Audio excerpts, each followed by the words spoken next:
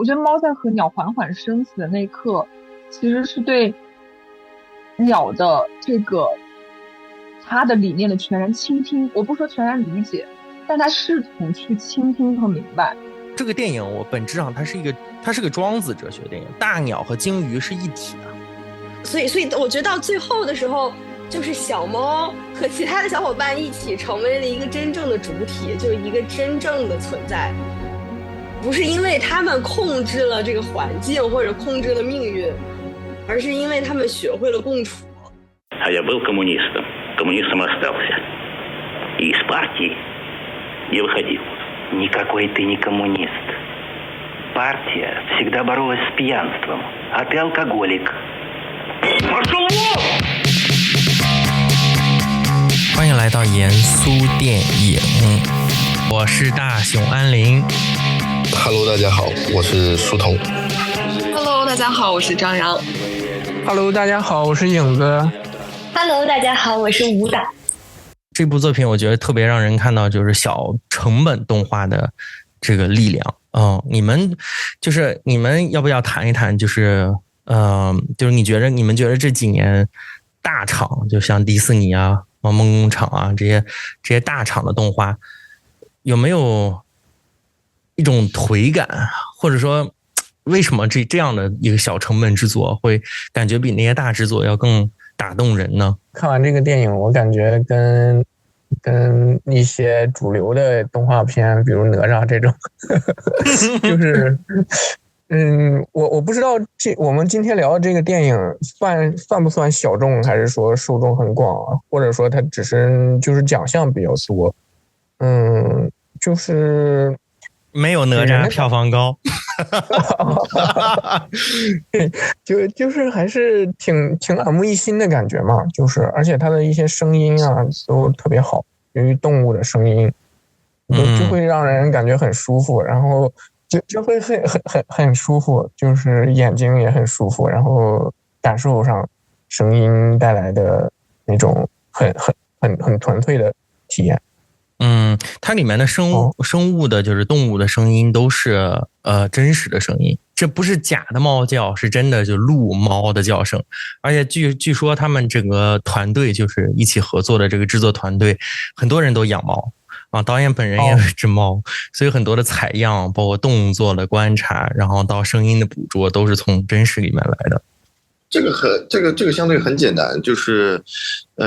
低预算它击败大厂，它首先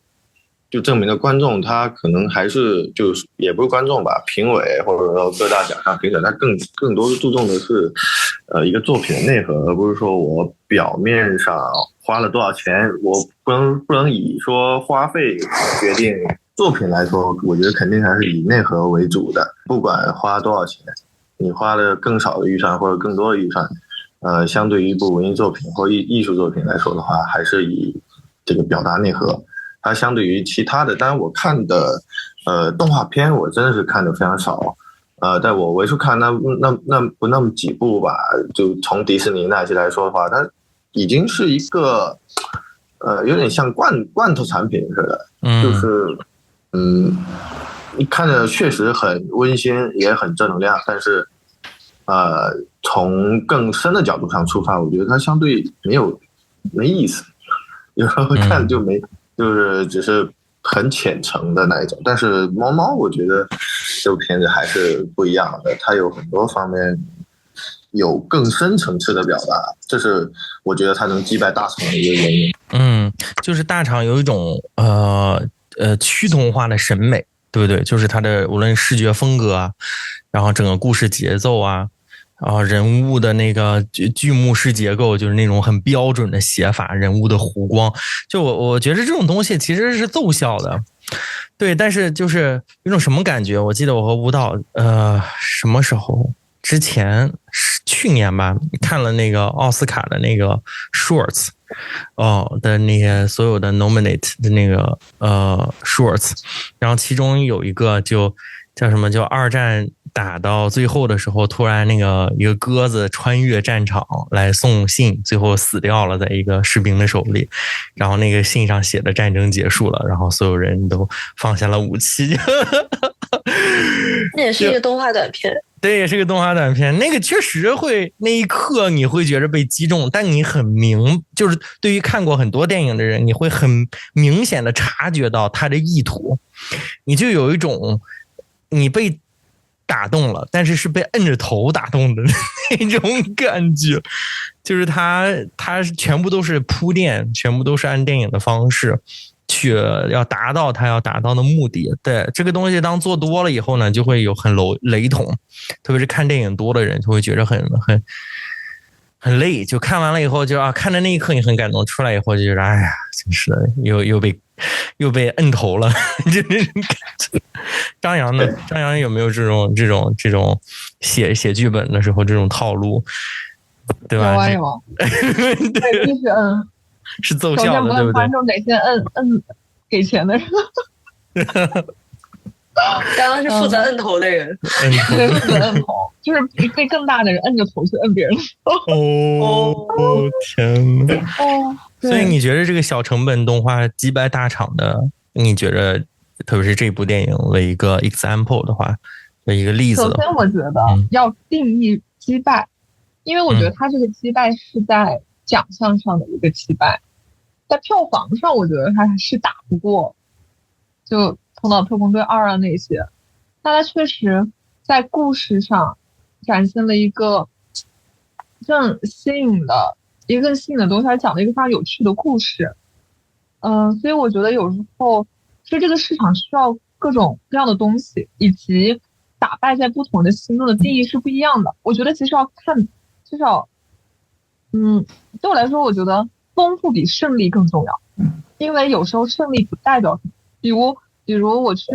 春节档，我其实看到哪吒的时候，我看的挺过瘾的，我也挺喜欢，因为他在春节档中有一部我觉得还看着挺开心的电影。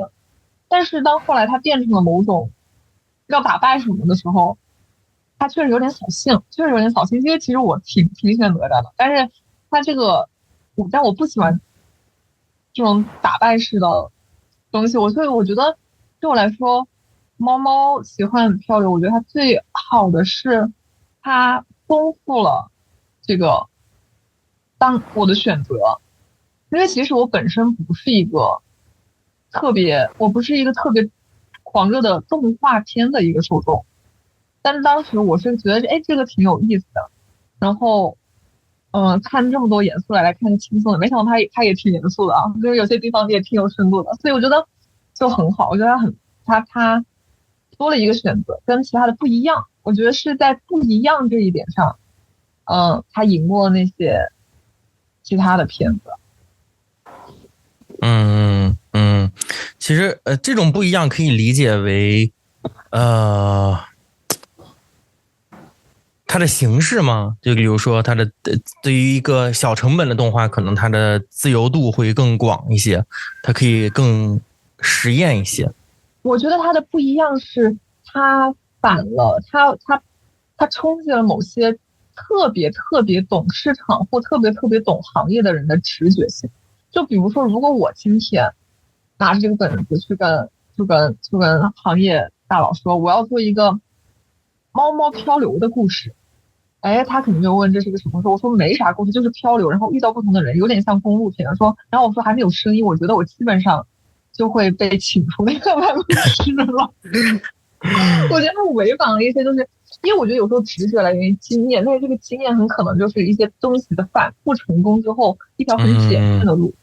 但是它又有一些非常他不玩那些花里胡哨的东西，他又讲了一个怎么说呢？我觉得挺能让人共鸣的一个故事。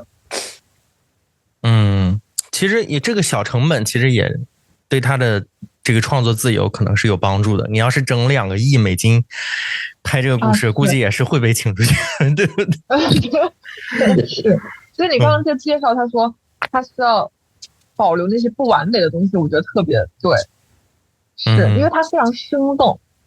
当你要去迎合所有的部门、所有人的意见，让它绝对安全的时候，它就会失去那些鲜活的东西。舞蹈呢？舞蹈是怎么想的？对，我挺同意大家说的，就是还有包括张同学说的这个，它不能是绝对安全的事情，这个事儿，我觉得就是因为创作之外的事情想的少，所以说能出更好的东西。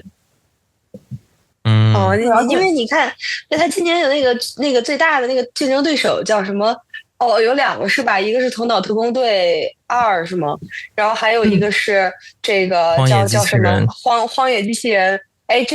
这我们都看过。对，那个《荒野机器人》，其实你如果总结上来说，主题跟这部电影有非常类似的地方。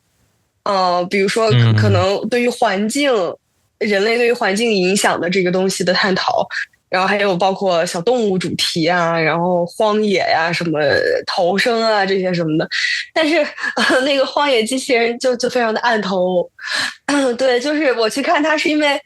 它完全是戳我喜欢的东西的那一套路数，就是什么小动物，然后站在一起，然后大自然，然后抵抗那些东西，对，就是这种电影。我看了就会容易哭，只要他拍得好，但是就是那种被按头感，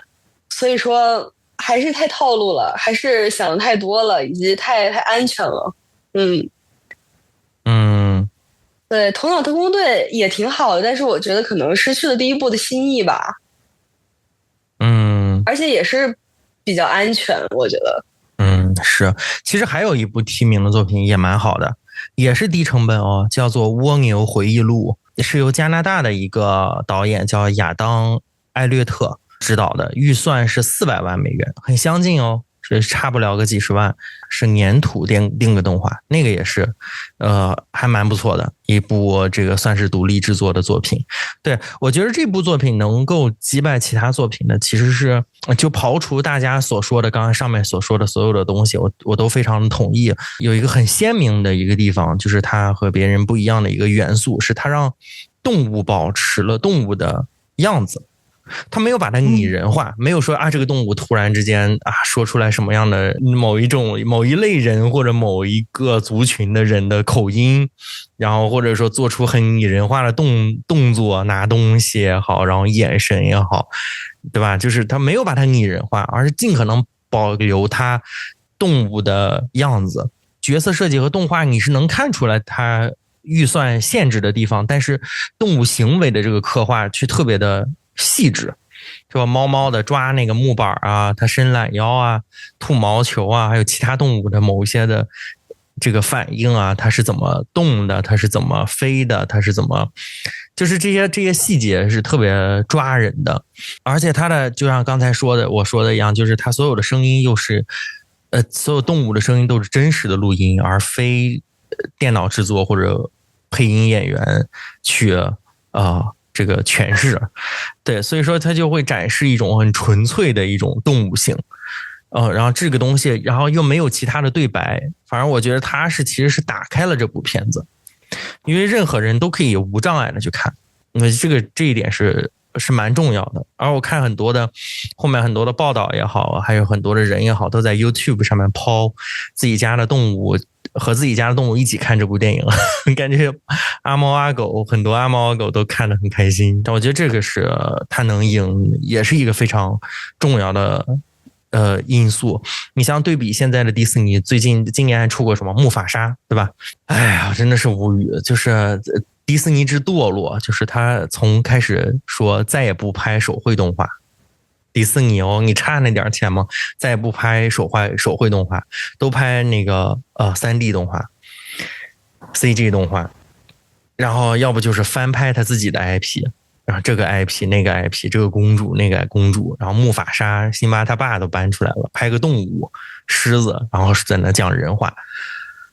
真的就是很无聊，就真的是很无聊。他就是在挣钱，他的目的就是这些工厂或者这些大成本电影，他是精于算计的。他就算好了，哎，你这小时候看着这些长大的人，长大了吧，再割一波韭菜，不就是这样吗？就是所以说他变成了一种很死的东西，就越来越没有它的那种艺术的这个部分了，变成了一种赚钱的工具，而且它的结局也是我觉得一个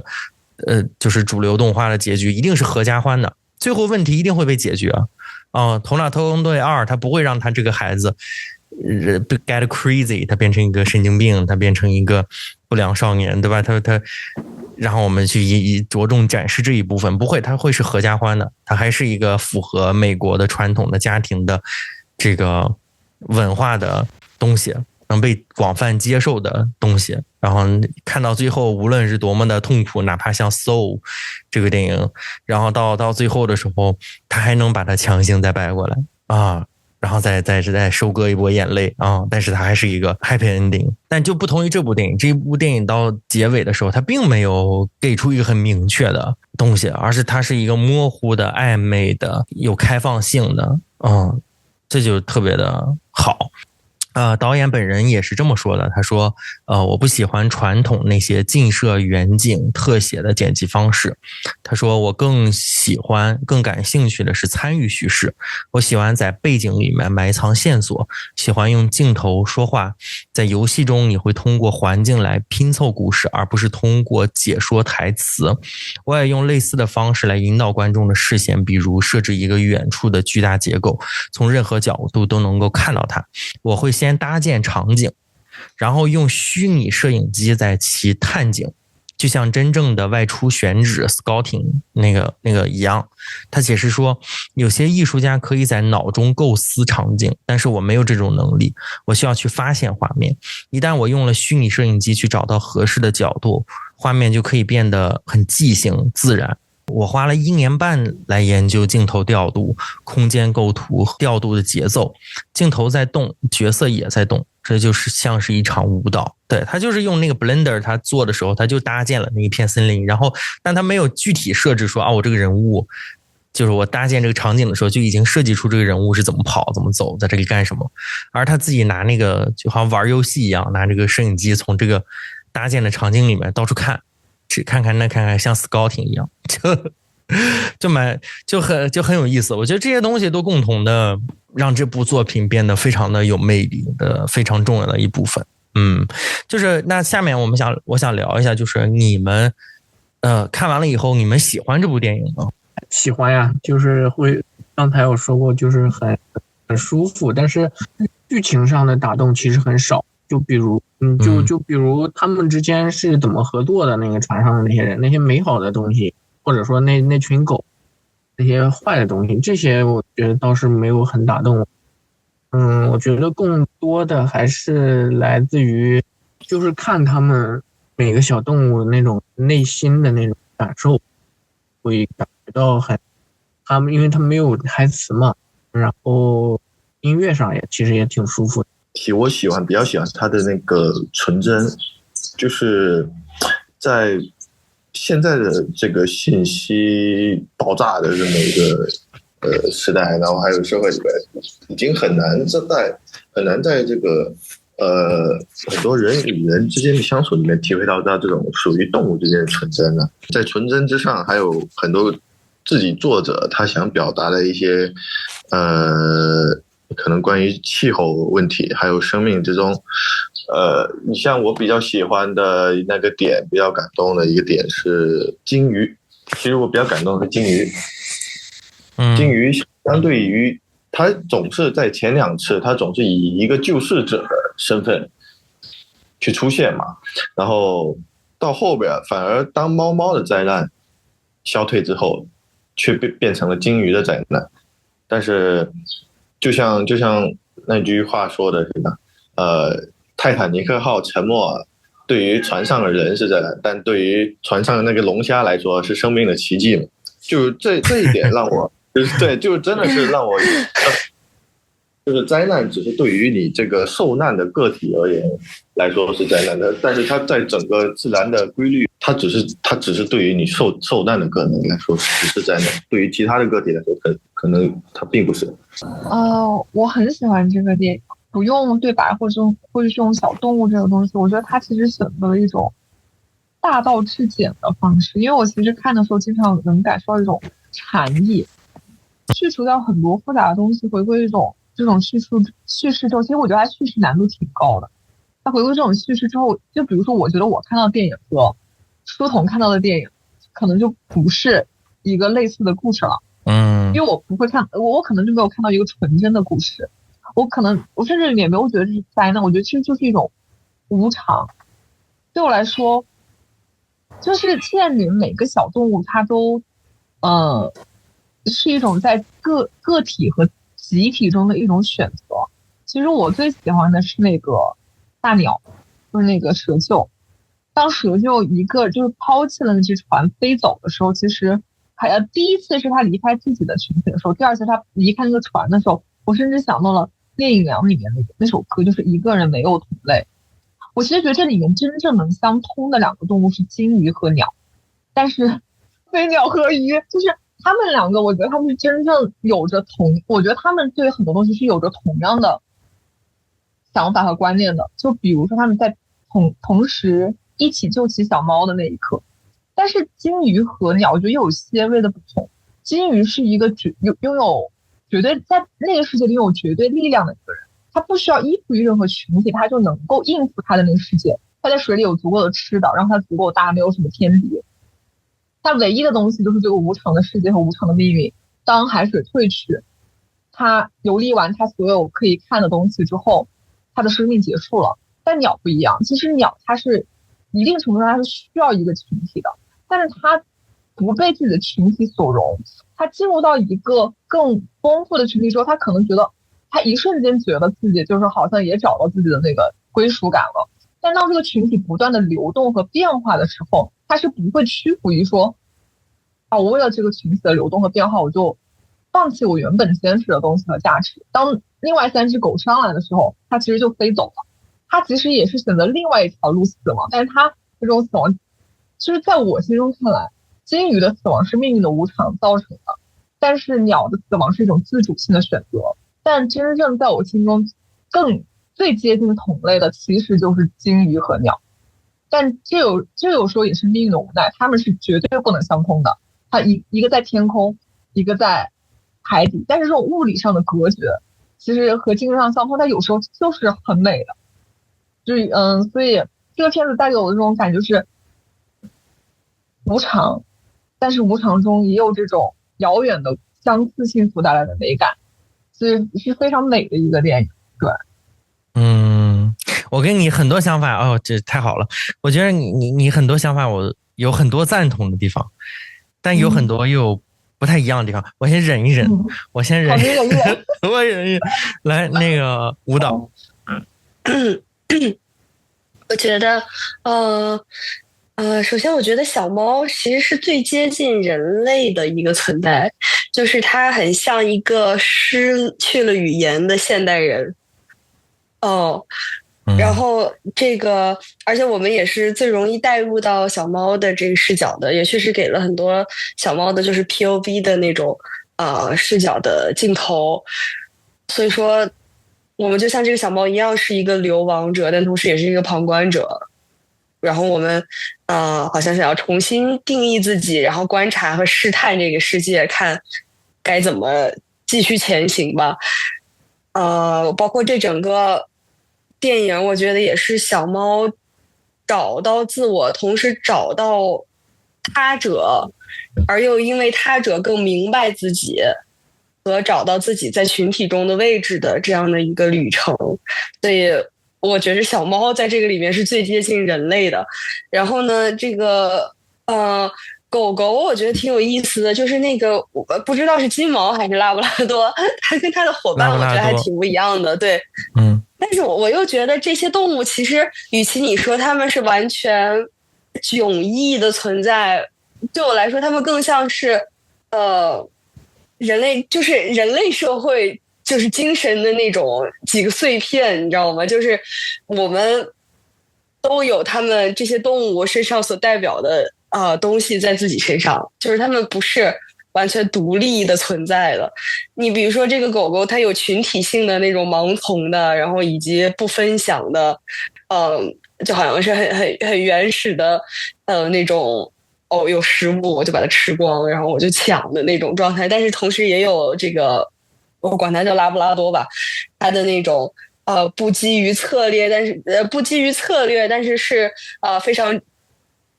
真诚的、单纯的那种善意的，这样的连结。所以说，好像这些船上的小动物都是他们那个群体里面的某个意义上的异类。对，然后水豚就不多说了，温和，然后稳定，这个又很 chill， 对。然后这个黄尾狐猴，我觉得也挺有意思的，就是乍一看它好像是非常执着于镜子，很执着于那些亮晶晶的东西，然后宝贝，好像是那种消费社会中完全被这个东西所占据的那一类人。但是其实我们每个人身上，我觉得也都有这一部分。虽然我们比较想逃离这一部分，但是如今在这个社会中使用社交媒体，然后参与消费文化的我觉得都有这个黄尾狐猴的这一部分。那大鸟，我觉得特别 INFJ， 我就说那一只大鸟啊，我也就是 INFJ， 对，就是挺有它真的很有意思。然后我觉得最有意思的是大鸟为什么要飞走，为什么它要飞升，而且飞升的时候小猫跟着它升了一段，但是小猫又落了下来，就是所以说它们之间的区别是什么，大鸟到底是一个什么样的存在，我觉得是可以很深入的讨论的。然后这鲸鱼我觉得是最谜一样的存在，在这部电影里其实你很难真的定义它。我觉得鲸鱼其实也是，就是如果我们要把这几个小动物和大动物都看成是人性中的一部分的话，其实鲸鱼我觉得几乎是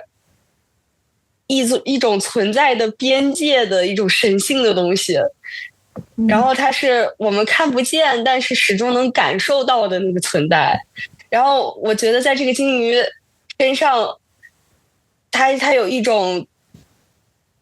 对超越的一种渴望，然后同时对自然和对未知的，对于这个张扬同学说的这个偶然性是吗？就是大自然的偶然性或者什么的这个东西的敬畏。因为这个鲸鱼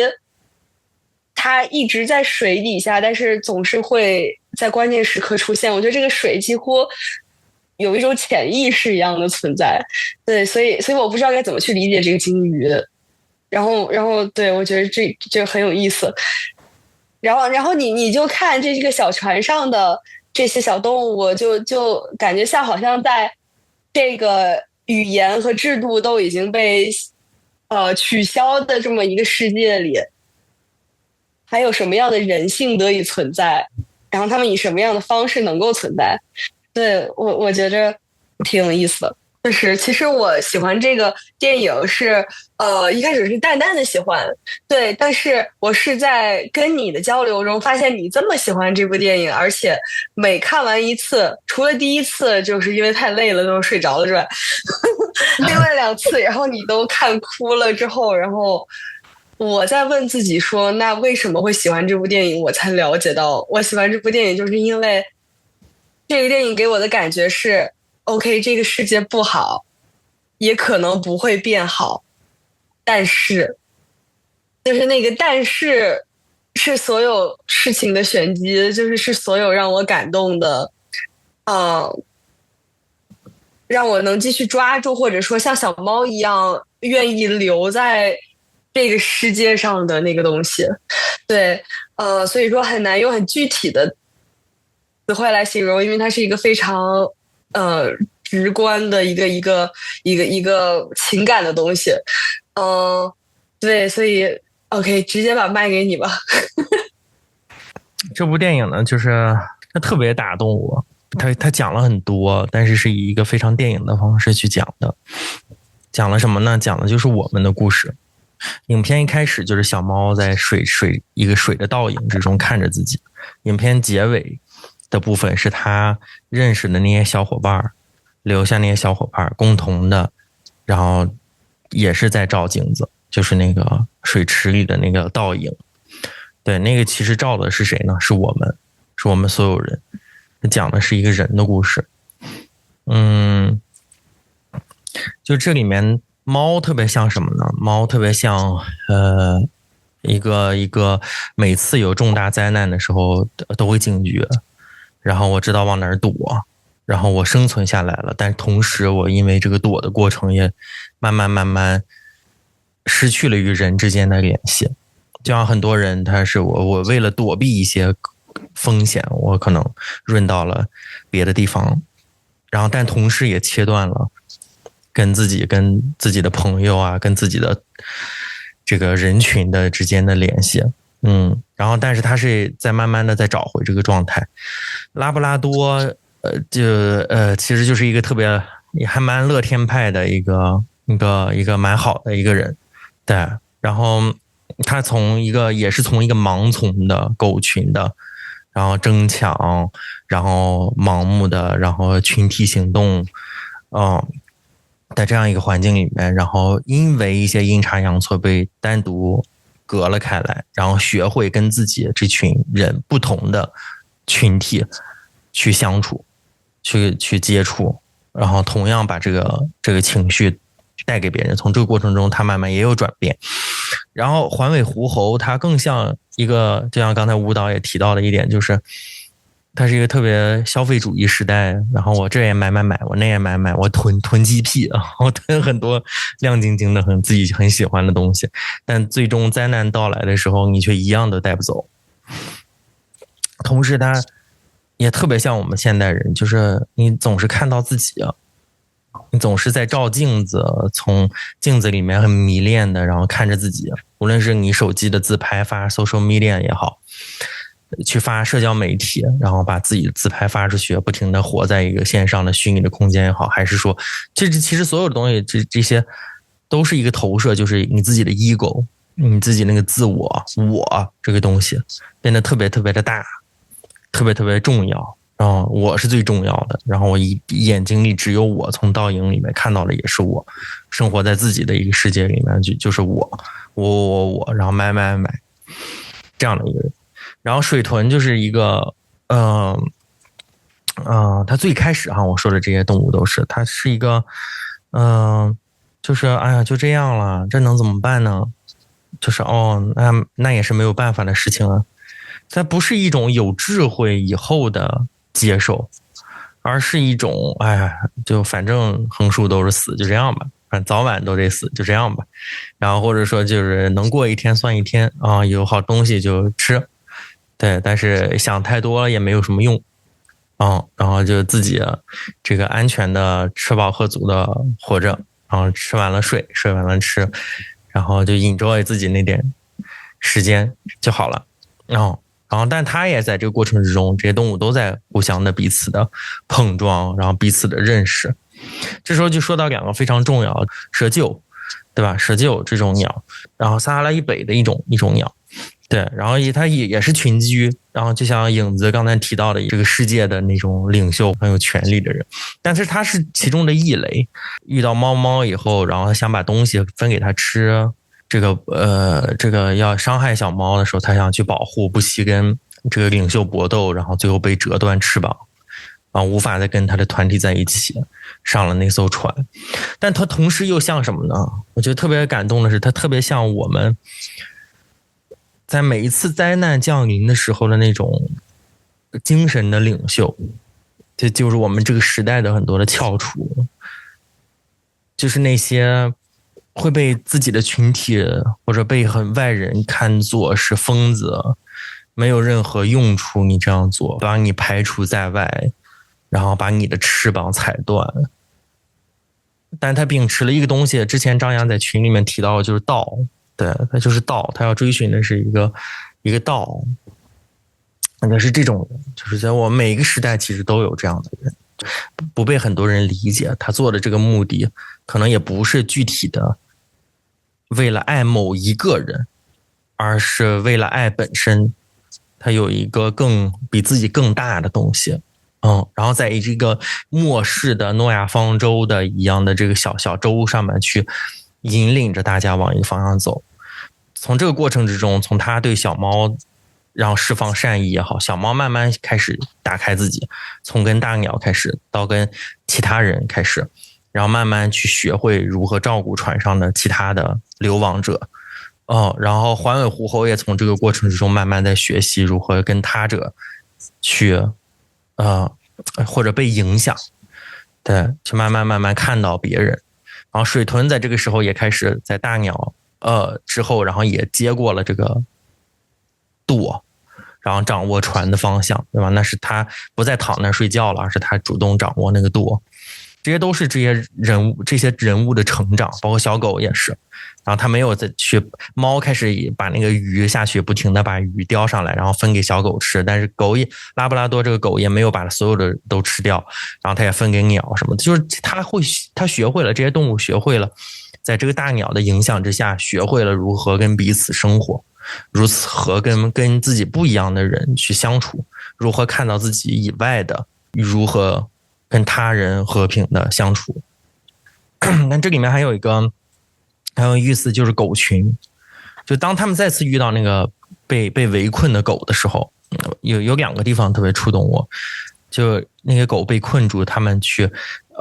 要去救它，但大鸟觉得说是就是我要去的那个方向在那儿，我没有必要或怎么样子。但这个船上的人已经全部都把自己打开了，然后去劝这个大鸟，那大鸟也妥协了。但我跟张扬想的我不太一样的是，不是大鸟不是因为这个理由离开的，因为大鸟没有离开的。这个时候大家过去了，把这些狗接到船上以后，发现这些狗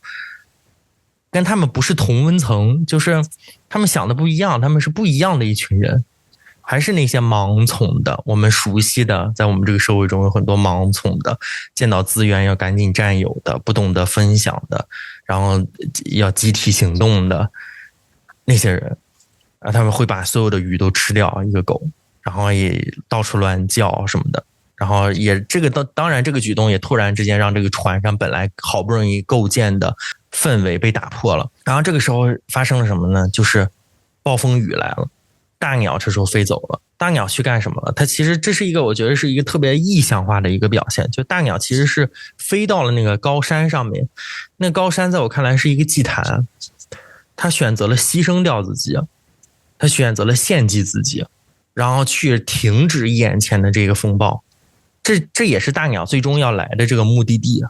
也是他最终想要做的这个事情，也是在这个地方。他们到了这个地方，这个地方到处都是船的尸体，他们也遇到了风暴，就是无数的人来到这里都没有达到那个最终的那个地方，然后他去了，他要牺牲掉自己，然后小猫也上去了，然后他们两个在同时飘在空中的时候，其实是面临一个抉择，就谁在这个时候要去做这个献祭的这个动作。最后是大鸟做了这个动作，于是小猫降落下来了，然后大鸟献祭了自己，然后此后猫在那个水上飘的时候，水突然都退下去了，然后森林都长出来了，就是一个神迹的出现。我特别感动，这个地方就是对，就是特别感动，就是我觉得人就是这个样子，就是我们经历了1战2战，但我们什么他妈的都没学会，然后我们现在眼见着，然后整个的世界又要走向一个动荡，然后80年的和平，然后在一片愚蠢之中，当然也有新的挑战，例如社交媒体，每个人的信息茧房，对吧？这个是很重要的东西，但是它正在毁灭，它就像另一次即将来到的洪水一样，就这样一遍一遍来，一遍一来 ，so tired。所以说这部电影我觉得来的这个就让我非常的感动，对。但是我们这个时代也有这样的大鸟存在，这个消失以后，就是树林重新长出来以后，小猫走，然后他看到了谁？先看到的是环尾狐猴，环尾狐猴在跟一帮其他的小猴在看着那个镜子，那个已经镜中破碎的自己的脸，那个破碎的自己的那个对于自己的那种我执，我觉得太有意思了。然后小毛就一直在叫他，但最后很好，他把那个我执放下了，他跟着小毛走了。这我觉得是这个角色的一个完成。然后他们两个再走到了，看到了什么？摇摇欲坠的那个船挂在树上，底下是万丈深渊，他们要救这些出来。然后很多都跳出来，最后就剩水豚没有跳出来。然后小猫这时候就开始主动的开始救人了，他也是一只手已经完全变成了另一个样子，对吧？通过了经历了这一切，然后他把绳子丢下来，然后大家一起拉这个绳子。这时候什么？这时候我觉得特别有意思的一个点又出现了，我觉得这个影片也是非常亮点的东西，就一只兔子跑过去了，然后其他的狗群本来在拉，这时候突然看到那个兔子就唰全都跟过去了，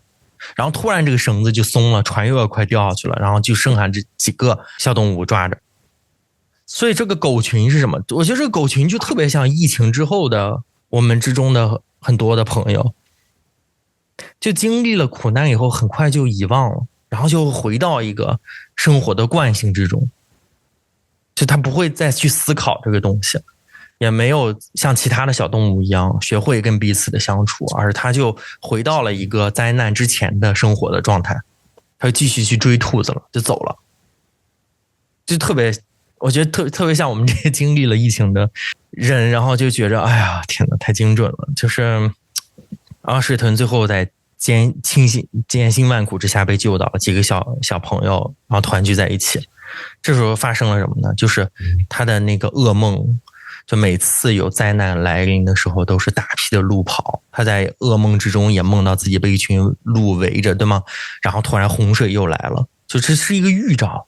就是好不容易这个灾难在他们的这个领袖也好，这个精神的这个大鸟的牺牲之下换回来这短暂的和平，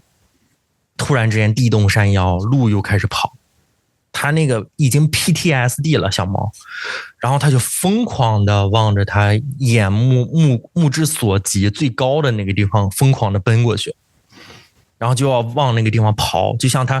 可能无数次做的那个样子。然后他又离开了他的朋友，切断了所有的联系，然后又要回到一个一只猫的那种孤独的自己的但是能活下去的状态，他在往那个地方跑。这时候突然他看到了什么？看到了濒死的鲸鱼。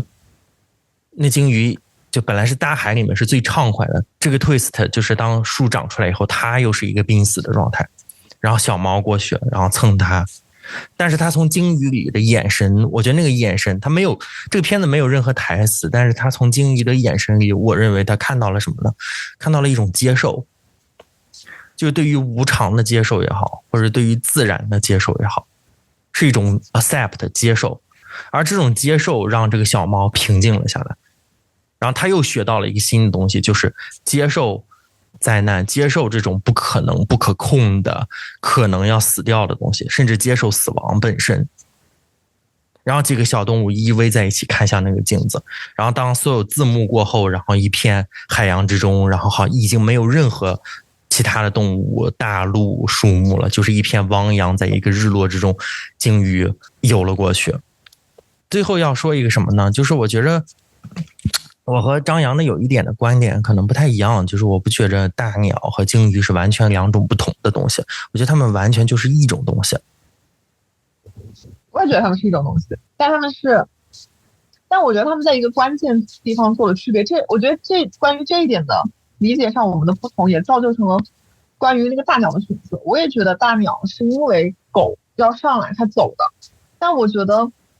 它飞走这一点只是因为它不想和狗同行。我觉得大鸟是一直在试图寻找自己的归属的，但是在狗过来的那一刹那，它其实在那一刻决定我要自己去飞。就是这一种我为了守我的道而放弃这种集体诉求的时候，它其实做了一个哪怕死亡我也要飞走这个选择。我觉得因为在我心中那个风暴只是就是他，因为我觉得他离开不是一个瞬间的选择，我觉得他在风暴起了之后，只是他离开的一个时刻点，他要在那一刻离开了。因为我觉得就是我觉得其实在我心中大鸟也不至于要救世，救世，我觉得这里面没有一个是要救世的，就是包括最后鸟和猫的选择，其实也是在于猫最后其实还是选择了它对这个集体还是有希望的，他相信这个集体就是仍然有它改变的可能，所以他还是回到了集体，送了这个鸟最后一程。因为这可能我自己心中是觉得这个鸟没有到要去到，包括我觉得他去救，他为什么会选择救猫而不救狗啊？因为你看，因为在我心中，他不想让那个狗上来的行为本身就是要放弃救狗的，而水豚是怀着一种非常朴素的善良，就是谁都救嘛，就是谁遇到困难我都救一救。但是其实鸟是一直非常精心的挑选着自己的同行者的，当他不想跟狗同行的时候，他就觉得我干嘛要救他上了，所以我觉得他不是一个对所有东西我要全要救他一个怀着大爱的，我觉得他只是在坚守自己的道，而他遇到了不同道的人硬要在一起的话，他就不走那条路了。但是猫它其实还是有它的希望本身，然后至于所以在这一点上，在对于集体群体还有没有希望性上，造成了我心中的鲸鱼和鸟的区别。鲸鱼是真的就是独行，它像一个独行侠一样独自的来去，然后鸟它其实是试图去寻找过这种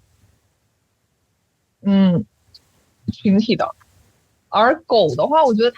狗这真的是那种就是不是除了拉布拉多以外，那两条狗真的就是非常朴素的，我的族群最重要，就是天下太平的时候，或者是我的族群需要帮忙的时候，我就会求助其他族群，或者是我自己资源富裕的时候，我就对其他族群好。但是真的灾难来的时候，或者是我的族群的利益在眼前的时候，我就还是会跟着我的族群跑了，其他的就不是我的事儿了。对，我觉得它有点像在我心中一个大鸟的反面。鸟它可能对于这个狗去救这群狗，然后有这个抗拒的这个心理有过这一刹那，但它并没有阻止啊，它最终不是还是离开，然后让这个水豚然后去掌舵，然后去救这些狗了吗？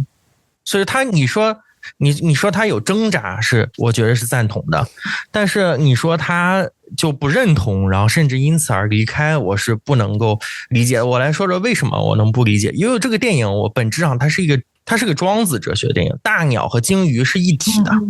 逍遥游，庄子的开篇第一篇，逍遥游开头第一句话，北冥有鱼，其名为鲲。在北方最辽阔的这个海域里面有一条叫做鲲的鱼然后这个鲲多大呢？不知几千里然后化而为鸟，其名为鹏。就是说这里面的有一个东西，就是说这个鱼多大，就是它有几千里那么长。然后而且它里面用了不知两个字，是传达出来了这种相对于其他的人的这种渺小和不足，就无法去丈量它的尺度。然后再一个呢，就是说化，这个转化的这个化字是庄子的，是个他的哲学里面非常重大的一个东西。就这个鱼是可以变形的，它可以变成一只叫鹏的鸟，这只鹏的鸟也非常的巨大。然后在这里面的老庄的一个哲学就是有几个它的核心的一个东西，就是说他是觉得人生的最高的境界并非是任意妄为的，而是要追寻一种精神的自由和无拘无束的状态，一种无我的忘记自我，忘记功利心，去顺应自然的道的一种智慧。然后是一种看待生死是一种循环的坦然的，对于生命的本质是鼓励人们去放下对于死亡的恐惧，而去顺应自然的变化。对，这里面他的这个哲学在鸟和鲸鱼的身上共同得到了体现。对，我赞同。但我赞同的点就是，其实也在于，就是因为当鸟最后发现它对，因为其实首先我觉得这个鸟它在力量上和这个天理的鲸鱼是非常非常悬殊的。它一开始它力量的，它它生存的所有的优越条件都来自于它活在那个鸟群之中，来自于那种秩序和群体的力量。我觉得他最后去选择自己的道，所谓我觉得他殉道，就是因为他看出了，就是他最后对于集体力量的这种依附，他觉得禁锢住了自己的道的时候，他就飞走了。他觉得道比自己原先的生存的方式是更重要的，他就飞走了。然后我觉得他那个暴风雨来，只是说暴风雨来，他看到了这种暴风雨来之后，这个集体必然的这种溃散，他更加印证了这种集体的，就是在那一刻的不可靠。然后他就，但是他飞去哪儿了呢？他去殉道了呀，他去 sacrifice， 他去牺牲了。那是个祭坛啊，那一刻就是一个很神性的、神话的奇迹的一个过程。在他殉道之后，海水就是退了下来，大树又重新长了出来，就是一个非常奇观的改天换地，就是在他死后发生的。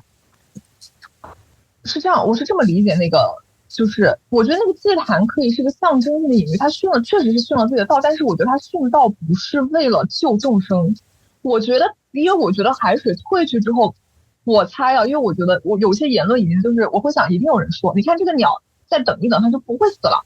这个鸟要是在船上再等一等就不会死了。但是如果这个鸟不死，它一直在那条船上，它活着也不会再是那只鸟了。所以它的死是在那一刻才是最有意义的。他的死其实是为了他自己的道的存活和他作为这是他自我本身的存活。他如果真的留在那船上，暴风雨过去，他只要真的再等一刻就 OK 了，但他就再也不会是那个自己。暴风雨不会过去，他如果不牺牲自己，暴风雨是不会过去的。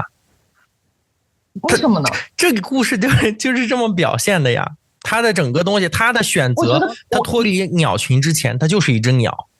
他脱离鸟群之后，他有自己的精神性，他就不是鸟，他是鹏。就像鲸鱼也不止一只。不会啊。可是在我心中，这个暴风雨过去是因为鸟死了，这个是你家的呀。不是影片展现的呀，是影片的视觉，它的。我可以加一点，时间顺序并不是个因果关系。它就是因果关系啊。我可以说什么吗？其实这一点上我有点更同意这个张扬同学的，就是因为我觉得这个是属于个人解读空间，因为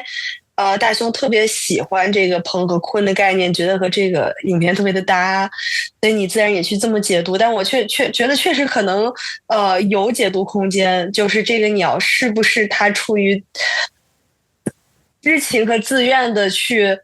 为他人殉道，而不是为了更多的是自己的原因。但我觉得这个其实你即使从历史上看，它也不矛盾。很多人他是为了自己的原因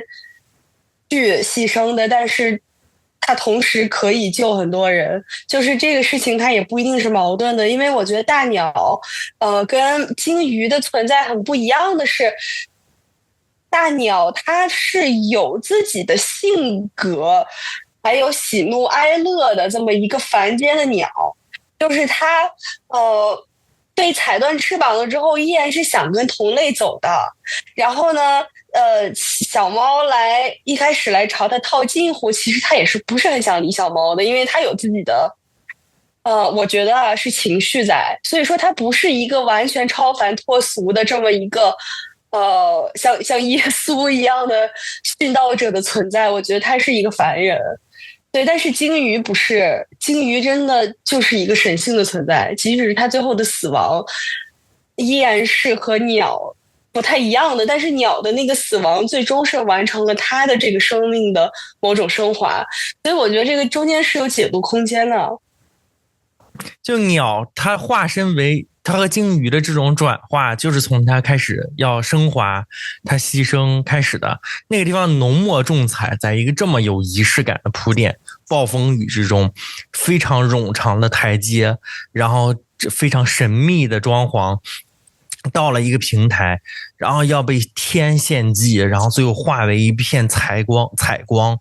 然后在这之后神迹发生，大海退去，森林丛生。这还不够明显吗？亲们，我觉得这个区别是在于说，我想回到我来的地方，然后我带着对世界的爱和绝望和我的痛苦，但是我的这种想要把我的生命 give up， 然后换来某种希望的这样的一个祈求和祈祷，然后确实得到了某种回应。我觉得这是一种，还有另外一种是你说的，就是我非常有意识的和主观能动性的，我知道可以完成这么一个交换，就是如果我死了，大家能活下来，然后我把自己献祭了。我觉得这个中间是有区别的，就是大鸟不一定知道它的献祭行为是献祭行为，我觉得他有可能只是要回到自己来的地方，那个天空的地方。就我的意思是说，这个地方你应该允许大家有解读空间，就是你的这个解读非常的美，也非常的好，我觉得也成立。但是你也要允许张扬同学的那个解读的方式，因为我觉得也有道理，就只是这样。好的，调听者。好，什么人格？突然间发挥了作用，不奇怪。你说。是的，这个是我最就是核心的一个点。我觉得他并不是要救所有人，他爱抽象的理念胜过于眼前这具体的几个动作。对，所以我很能理解他。不是，什么鬼？不是，就是说，就很鲜活呀。就是说。哎，等一下，我找到了这个滑点，就确实这是我批评你的点，是的，这是我批评大雄的点。就我经常批评他，我说你热爱全人类，你为这些抽象的概念热泪盈眶，但是你对于个体经常是，有某种恶意的，对，不宽容的。不是说不善良，而是说，当面对个体的苦难，或者是在我面前活生生的具体的人，然后那些大爱的东西可能会转化。就或者说，他不是用那种态度去看具体的人的。就是我作为一个 INFP， 我感觉很不一样。对，就是，唉。就是那个抽象的东西，你对大鸟特别有共鸣是吗？就你的其实就是你就这个神奇宝贝，你的这个最终进化形态是鲸鱼是吗？转化，牺牲之后然后转化成鲸鱼。但是我有个问题哦，我并不觉得鲸鱼也是，我甚至觉得鲸鱼对理念什么的更不在乎，他是个完全脱离群体的人。就是如果这个鸟还要为了群体去牺牲，然后它的目的是脱离群体的话，因为这是我的感受，我觉得鲸鱼真的已经看淡这些的。鲸鱼在我心中，它是天地不仁，以万物为刍狗，它甚至都已经没有这些救不救的这些概念了。对，它就是最终实现了庄子强调的忘我，忘掉自我，忘掉功利心，顺应自然之道。然后去获得这里面的自由和对于生命的体悟，就是 accept， 就接受这种不确定，接受灭亡，接受自己的死亡，接受这个世界可能就是会很无力，就是会变得很糟，对。但你要接受它，视之为一种自然。我觉得我们就是观点有个分歧，还有一个点就是在于，可能我这个视角的一切出发点都是在于，我们跟猫一样，本来是一个大群体，然后本来猫还占领世界的，突然就没了，只剩我一只小猫，我要怎么去选择群体的过程？所以我的视角一直都是个人和群体，然后你的视角可能就是老庄的那个哲学，一个蜕变的过程。所以我觉得也挺好，这个片子有它的诠释的多样性。是，然后说到哲学，我还想引进一个概念。来，海德格尔有一个概念叫做此在，我不知道大家听过没有？就是其实说到这个，主要是那个片段，就是小鸟，我们一直在说鸟飞升这个事情，但是我觉得还有一个特别值得讨论的是小猫短暂的和鸟一起升起来，但最终又落回了船上的这个事儿。就为什么小猫会落回来？对，就是其实这个很有意思啊。然后我引进这个概念是因为海德格尔的那个此在，他这个德语原意其实是在那里存在，其实就是在说存在。然后它这个里面几个有核心的点，我觉得第一个大家可能听过，就是向死而生这个概念。就是一个是人，就我们都知道自己最终会死，对，所以我们对存在的意义产生了某种自觉。然后第二个是，就是我们都是被好像随便的就抛掷在这个世界之中呢，既没办法选择自己出生的时间和情况，也没办法选择条件。然后第三个就是，我现在想说的跟电影非常相关的一点，就是人是没有办法从世界中抽身来看自己的，人是在世界的参与中逐渐成为自己的。也就是说，就是这个里面有一个叫共在的概念，与世界共在。然后你看小猫，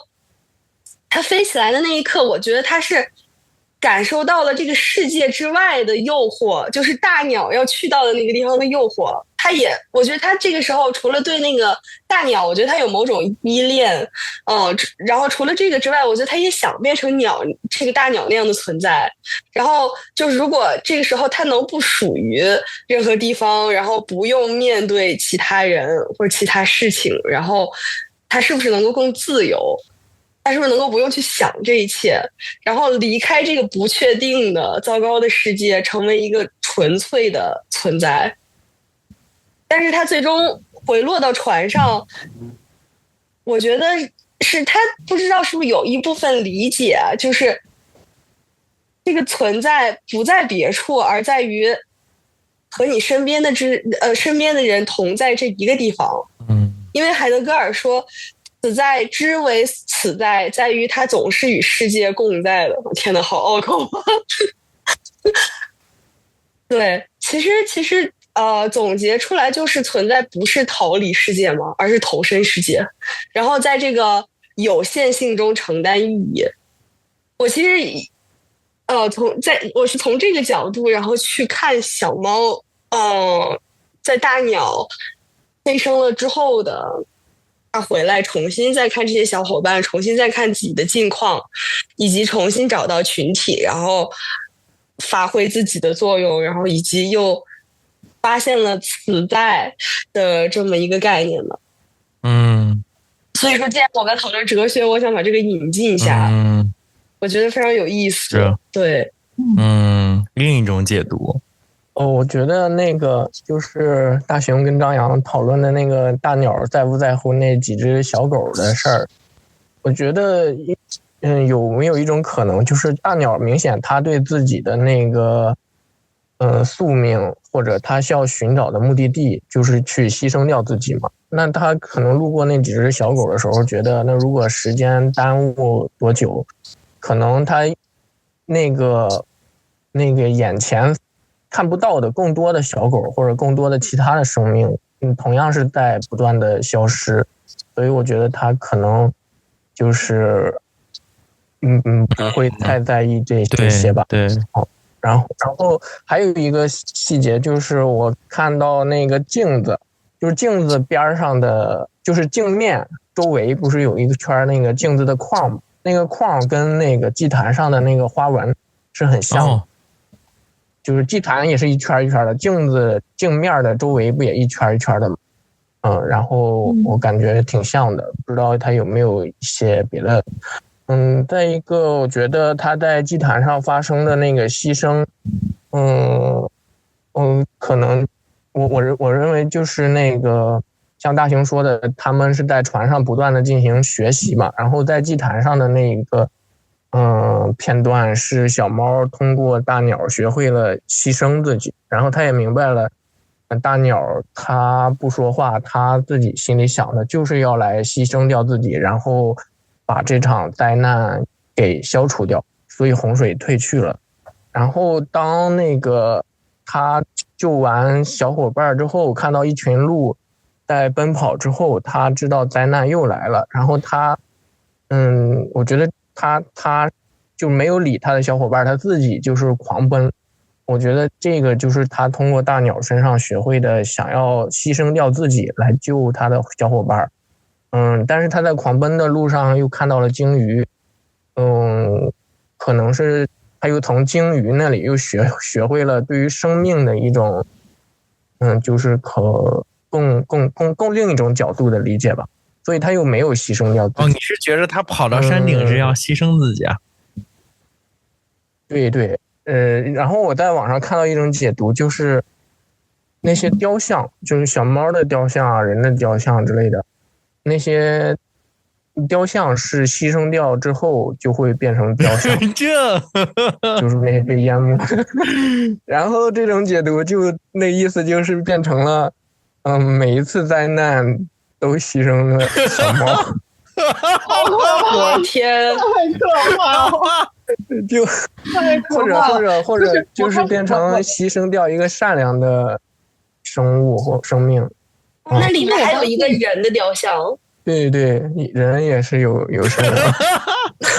这解读有点粗暴，就是到最后这个，所以最后鲸鱼活下来了，他的小伙伴一起都死掉了，就是生命的那种，也可能是小猫牺牲掉。我觉得他在看到鲸鱼的那一瞬间，他可能会选择牺牲掉自己来救鲸鱼吧，就不要去牺牲自己，就是不要去剁，然后让潮水再长起来。我其实我也不知道。其实我听影子前那一段，因为我的观点跟大雄不一样嘛，但是我听就是影子前那一段，我还是能明白。但是我听到后面，我真的觉得这个故事有点可怕，因为我能理解为一个理念去死，但我不能理解把牺牲自己作为理念本身。就是我觉得宣扬牺牲自己是一个非常恐怖的事情。就是如果小猫学会这件事情，那也是一件非常恐怖的事情。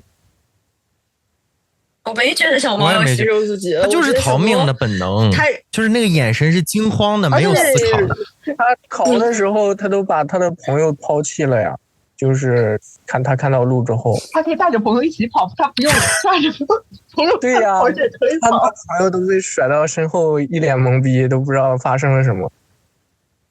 因为那是他的本能啊，因为那是他无数次锻炼出来的本能。就是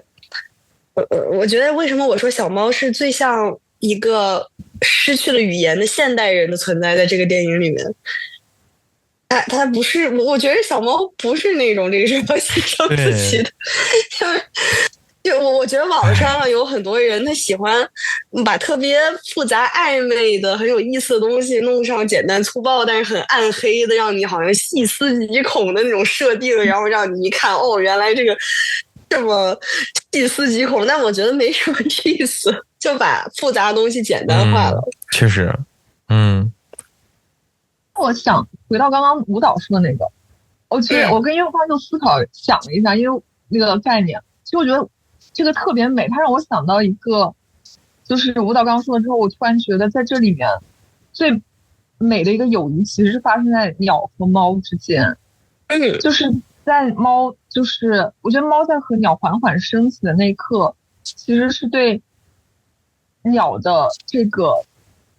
他的理念的全然倾听，我不说全然理解，但他试图去倾听和明白，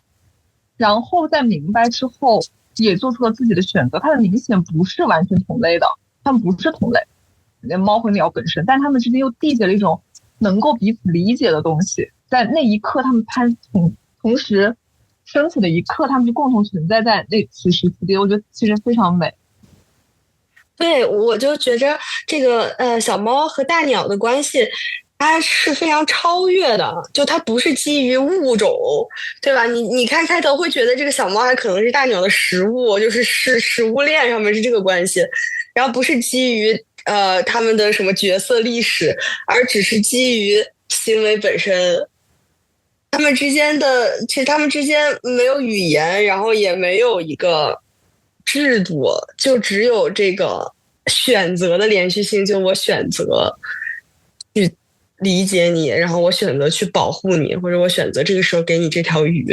冒着需要对抗我全族人的这种风险，就是特别的美。所以为什么其实我刚引进此在这个概念，我就是还想说他者这个事情，就是因为哪个哲学家来说来着他，然后他还说过，就是当然有很多人说过啊，但是我忘记他的名字了，那个最著名的。然后他说，就是我之所以是我，是因为有他者。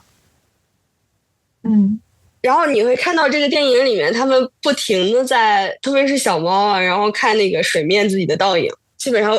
每发生一次什么灾难吧或者什么的，然后都会有这样的镜头。对，就包括这个镜子啊什么的。对，那他看倒影的时候，这个里面到底在说什么？我觉得是跟自我有关系的。所以我说就是自我和他者的关系，然后他者和世界的关系，从而我和世界的关系。所以存在不是逃离世界，而是投身世界，然后在那个有限性中承担某种意义。所以说我们参与世界的时候，也是在和他者相处，然后在去和他者相处的时候是认识自己的。所以为什么最后一个镜头真的就是几个小伙伴，就是几个小动物一起看向他们的倒影。对，就是从他者身上重新发现了自我。对，然后就是感觉像是我之所以是我，是因为我被抛进这个世界，并在那里遇见了他者。你看那个小猫，它跟那大鸟一起飞上天空的时候，我觉得它就真的是渴望成为那种纯粹自由的存在，就渴望离开这个混沌这个水。然后，其实海德格尔还有一个相关的概念叫做此在的冲动。刚刚不是说了此在嘛，然后这个叫做此在的冲动。那这个冲动就是要试图脱离有限，试图脱离我们被抛入的这个有限的环境，进入超越。但小猫最终又回落了，然后看到了水上的伙伴，看到了那些依然望着他的他者，你知道吗？然后这个时候我觉得他是明白的这个之间的可能某种关系，即使他不是真正思考之后得出的，可能只是某种这个时候我还是想回地面的这么的一个决定或者一个冲动。然后所以我觉得到最后的时候，就是小猫和其他的小伙伴一起成为了一个真正的主体，就是一个真正的存在，不是因为他们控制了这个环境或者控制了命运，而是因为他们学会了共处。其实我觉得这个给我很多启发，就是对于现在的人类社会，你知道吗？就是再往深了想，其实就很多东西啊。其实你可能不是靠思考成为你自己的，而是靠面对另外一个人。所以信息茧房就是一种逃避他者，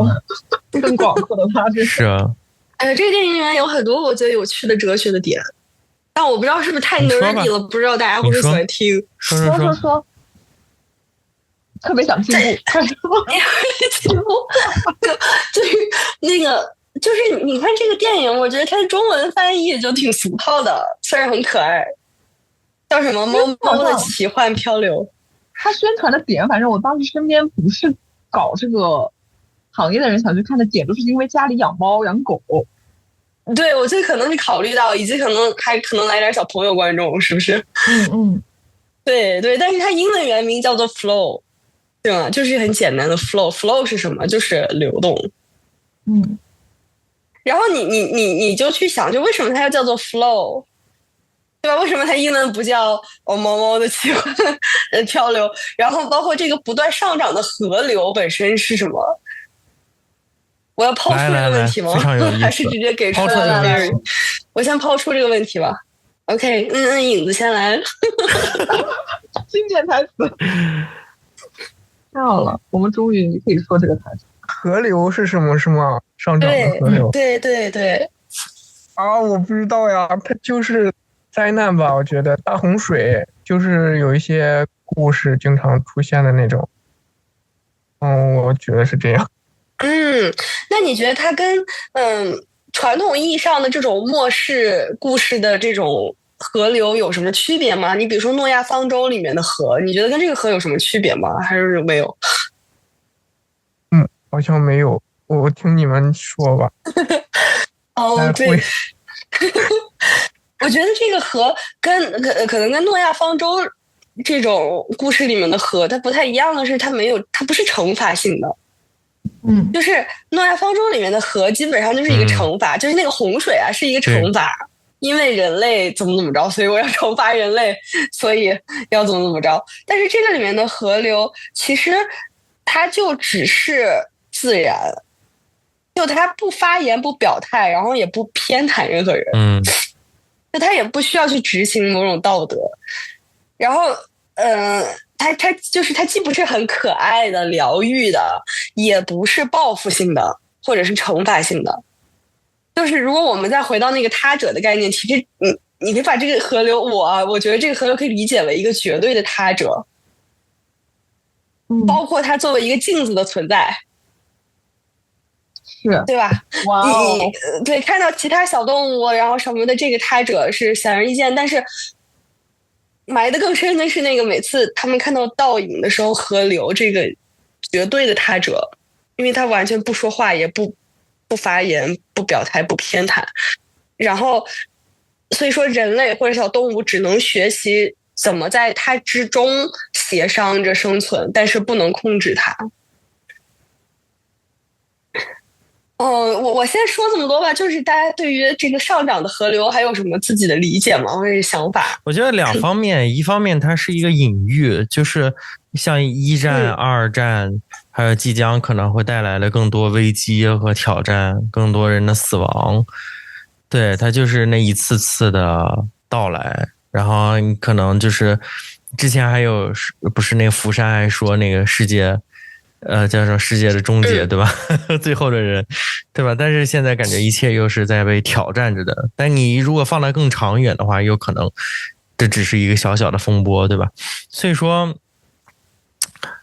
对，它就是一浪一浪的，是那个灾难，就像周期一样到来。我们以为我们能够找到了最好的方式、最好的方法，可以规避这一切，但现在又要重蹈覆辙，就这种会给人很绝望的感觉。是这种，然后第二个东西就是我们要看这部电影里面还有人类曾经生活的痕迹，比如说那些猫的雕像啊，那个巨大的猫未完成的那个巨大的猫的雕像啊，那个设计图啊，在那个房子里的，那一看就是人类以前居住的地方。还有在开篇的时候，那个猫在第一次看到那个水的倒影，然后的那个场景的时候，背景里面就有一艘小舟在树上插着，说明什么？说明以前这个地方就是沉过，就是以前这就是水底呀，只是它又掉下来了，然后船插在树上了。那人去哪儿了呢？对吧？人去哪儿了呢？人要么就是都死了，因为气候变化，对吧？因为美国再次退出巴黎协定，对吧？对，以后对，就是可能都死了，也可能是都跑到火星去了，跟着马斯克。对吧？就是离开了这个地方，剩下这些小动物去 suffer。其实导演在访谈里面有提过这两种可能性。对，我忘了原文怎么说的了。反正起码第二点有提过，就是人类可能离开了，去了另外的地方，去避免这种周期性的大洪水的到来，留下了这些小动物去受苦，对吧？他说这是一个开放的可能性之一。对，然后在我看来的话，就是这两种相争。那这里面其实第二种的话，就跟你刚才说的可能会有一点点的冲突，就是这里面是有因果性的，它是一视同仁的。对于在小动物现在的视角来看是一视同仁的，但它是人类造成的结果，而这些人或者是人类造成的后果，而剩下的这些其他物种，这些小动物们生活在人种下来的这个后果之中。在我心中，这个河流还有一种不确定性，它是多变的。这可能也就是跟我理解那个鸟的思维有关系，就是当你为一个理念去做某件事情的时候，其实你并不知道具体的确定的结果。我们不是奔着自己的最好的确定的结果而去追寻某个理念的，而是对未来的某一种憧憬，而在那个憧憬它能保证大概一种什么样的体验。所以这种不确定性本身，我觉得也好像是我们需要踏上旅程和进行所谓漂流的某种意义所在。它不是为了去寻找某种确定的好，而是在一种什么样的理念和跟随什么样的一种什么样的方式，不是跟随什么样的集体或者是自己来确保这整个旅程的体验。同意。OK， 我先对于那个大雄说的点回应一下吧，就是特别你说的第一点，我觉着我挺同意你说的。然后这个河流首先给人直观的感觉就是一种不以人类控制为基础，不以人类为理解为基础，因为人类在这个世界上已经不存在了，但是我们生活在人类创造的后果中，对吗？但是这个依然，这个河流是一种系统性失控的力量，因为首先这个河流改变了一切东西的结构，它没有上和下的意义了，就是除了高和低站在高处能够避开这个被浪淹死这个最原始和直观的东西之外，其他的像城市拥有的这些功能系统什么的全都被打碎了，就人类建立起来的那些，比如说还有我说的这个上和下的这种垂直的等级，包括人一般是比动物高的，然后城市高楼一般是比自然高的，然后这些东西都被取消掉了，它被河流变得无效。然后所以说这个河流让一切的就是这种人类的结构都坍塌了。它有的也依然是自然本身的秩序，就是在高处的地方你可以躲避水，所以说它取消了这个人类历史，基本上可以说是，然后人类的那个系统变成了一个完全失效的过时的系统，然后这里再引进一个哲学概念，叫做 hyper object， 中文好像是超物。它是一个叫Tim Morton 还是中文叫莫顿的一个哲学家提出来的。什么是超物？超物是粗犷的，可以被定义为一个你无法看清轮廓却永远被它包围的现实。然后这个 Tim Morton 说，你永远无法跳出超物去观察它，你只能在其中游泳。所以这个河流在这个情况下是可以被理解为一个类似于超物的东西的。然后更何况我觉得这个河流的产生，它之所以这么上升，然后一直在淹没东西，也跟这个气候变化有关，对吧？这个是我们现在就已经可以想象的东西。对，所以说，其实如果说到现在，这个它不只是电影里面人类的后果之后产生的河流，这个超物不只是河流这个具体的东西本身，这个超物除了河流还囊括这个河流的成因，也可以囊括气候变化，然后就是这整个巨大到超出人类控制范围甚至认知范围的存在，我们没有办法完全的掌握它们，然后我们只能在其中慢慢失去方向感，我们也没有办法从外部观察它，因为我们只能身在其中。大家，我解释的清楚吗？就是对，清楚。对，所以我觉得引进这个概念也很有意思，就这个河流和它所代表的一切在这里绝对可以是这么一个 hyper object， 就是一个超物，一个你无法看清轮廓，没有办法站出去控制和理解，但永远被它包围的现实。那这些小动物也是被这么一个超物所包裹的。然后它先是打破了原本的超物，然后对，可以这么理解。对，原本的人类那个系统也可以说是一种超物。对。然后然后 OK， 那超物这一趴结束的话，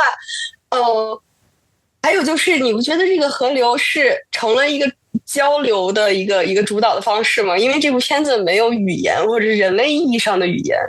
它连接了这些所有，不管是相遇还是别离、死亡，还是某种意义上的新生吧。说完这个之后，我要再引进海德格尔的另外一个概念，叫做世界的隐退。我们习惯于依赖语言来构建世界的意义，对吗？但是这个影片它偏偏就没有语言。我记得大雄在群里发的有一个问题，好像大概问的是为什么这个没有对白的电影比有对白的从很多意义上还更 effective， 就是它传达自己的东西能传达的是更好。然后再说到这个海德格尔的世界的隐退，他很有意思的提到了流动这个概念。而流动就是 flow， 对吧？就是这个电影的标题。它的意思是什么是世界的隐退呢？就是当我们的语言崩塌之后，当我们不能再用语言去理解这个世界。什么叫用语言理解世界？比如说我们看到一棵树，可能不是想到树本身，而是用树这个词相关的经验，然后语言结构去捕捉了树的这么一个概念。所以当语言这个东西消解了之后，然后事物的存在不再通过词汇显现，那它通过什么方式显现？是通过一种流动的方式。然后这个时候世界会隐退，就当语言消失，当我们没有办法再描述世界的时候，世界本身它就不会再显现为我们熟悉的那个样子，而是会变得模糊沉默。然后在这个模糊沉默之中会让人感到不安，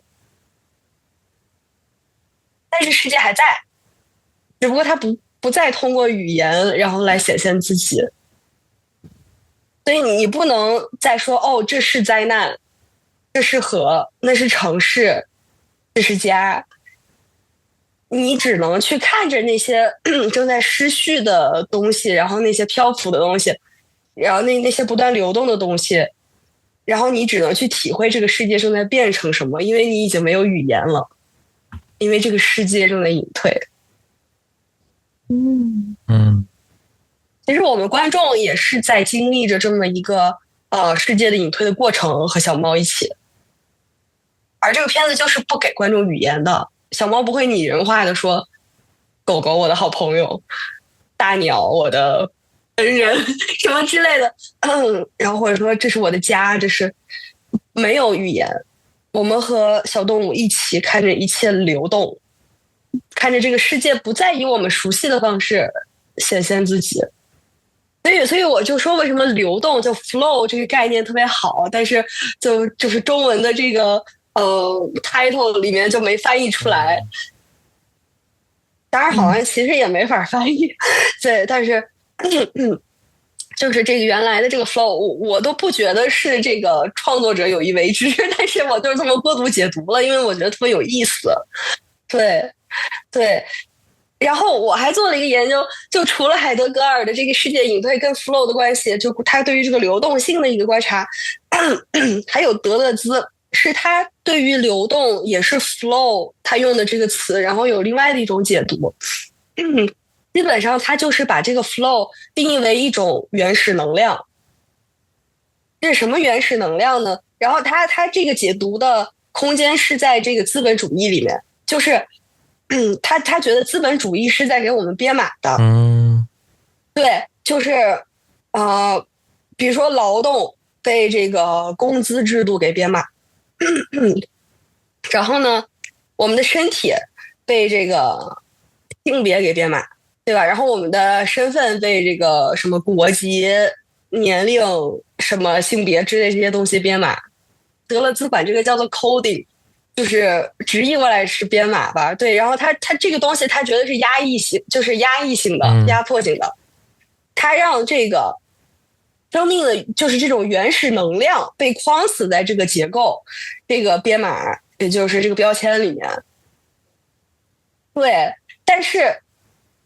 我为什么要提到 flow？ 因为 flow 其实是一种能量的欲望的流动，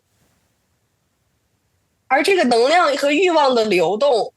在资本主义之前是存在的。在资本主义如果崩塌，然后这个东西被解构之后依然存在。所以说，你看某些历史时刻，比如说战争，或者是灾难，或者是社会结构就彻底的崩溃了，这个时候一些可能一些标签就会消失，然后一些被压抑的这个能量又会重新回来。然后这个东西它管这个回来的这个东西叫做流动，就叫做 flow。那其实是一种生命能量和欲望的流动，一种 flow， 就一种无法归类，然后也无国家，没有主语，没有这个控制中心的这么一个原始能量的状态。这个时候有一个更晦涩的概念叫做脱域的流动，就是脱离和疆域，脱域的流动，脱离原本的领地和结构，然后流动无法阻挡的生命动力。虽然这个很晦涩，但你觉得在这个电影里面其实也可以体现到这些概念，对吧？人类的系统完全解体了，这些结构都不存在了，然后空间也失去了秩序，对吧？没有高楼，也没有高和低，